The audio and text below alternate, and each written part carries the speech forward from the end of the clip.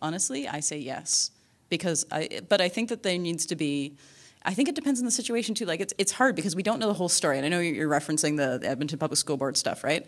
And we don't know the whole story. I think that yes, a teacher does need to be able to give a 0 at some point though, because you have to go through a whole bunch of like things not happening to get to that 0.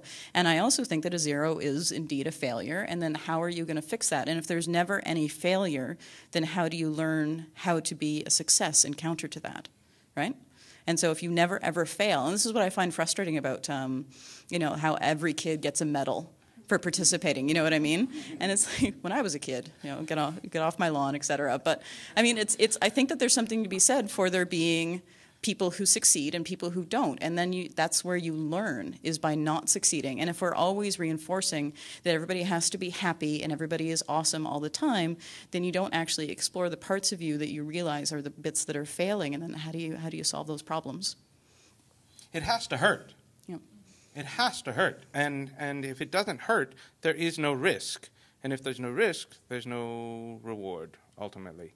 And so, you know, if you're not prepared to give someone a 0 and say, yeah, you gave me nothing, so I give you nothing back, then, you know, that becomes a fake sanitization of pain, you know.